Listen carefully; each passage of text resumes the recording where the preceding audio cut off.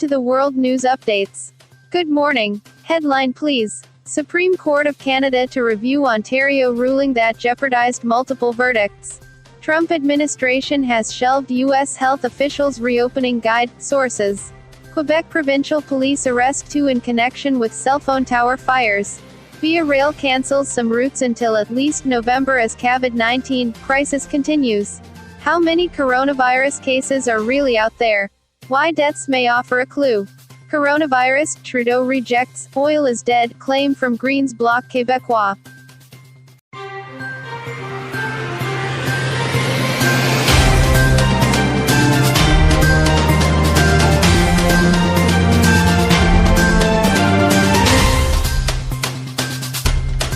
Toronto, Canada's highest court has agreed to review an Ontario ruling that could cause scores of criminal cases in that province to be thrown out over how changes to the jury selection process were applied. The Supreme Court of Canada has given the green light for an appeal and counter-appeal in the case, which centers on the constitutionality of sweeping legal reforms brought in under Bill C-75. In January, the Court of Appeal for Ontario unanimously upheld the constitutionality of the changes, which included scrapping so-called peremptory challenges. Peremptory challenges are a mechanism that allowed lawyers for either side to dismiss a certain number of prospective jurors without an explanation. Technicians repair a cell tower after a fire that police are calling suspicious. Monday, May 4, 2020, in Piedmont, Q. Quebec provincial police arrested 2 suspects in connection with a series of cell phone tower fires early Thursday morning. The Sûreté du Québec said a man and a woman in their 20s were arrested around 1:30 a.m. in Saint-Adèle, north of Montreal. The pair will meet with investigators later in the day, according to police. The arrests come after 7 fires involving cell phone towers in areas north of Montreal over the past week, including 2 late Wednesday night. Quebec provincial police launched an investigation earlier in the week. Investigators were probing whether the fires are in any way tied to conspiracy theories about 5G technology and the novel coronavirus. Via Rail is canceling a number of its routes until at least November as a result of the COVID-19 pandemic. The affected routes include the company's Canada service, which travels between Toronto and Vancouver, as well as its ocean service, which travels between Halifax and Montreal. Via Rail banks survival on high-frequency rail project. The company said any affected passengers who booked a trip during this period will be contacted and reimbursed. Via Rail is now using the time to accelerate an inspection and repair program that began in 2018.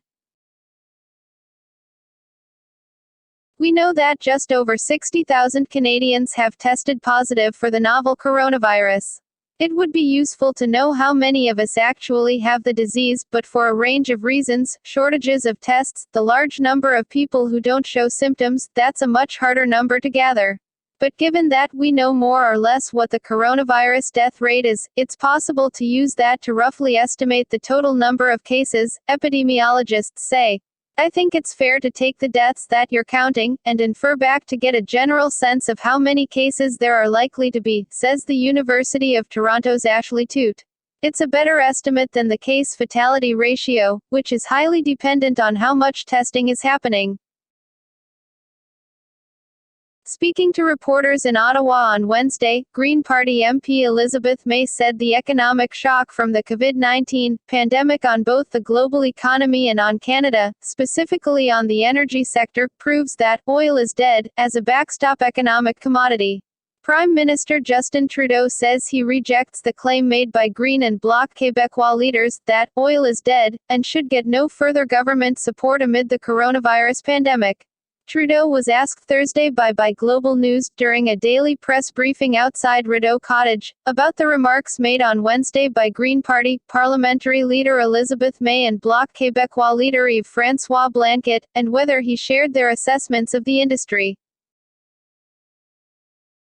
U.S. President Donald Trump on Wednesday clarified earlier comments regarding winding down the coronavirus task force. Yesterday about winding down the task force and Well, now I think, saying you're yeah, going to keep it? Because it is yeah, well, different from what you said yeah. yesterday. Well, I guess if you think we're always winding it down, but it's a question of what the end point it is. But I think it is a change.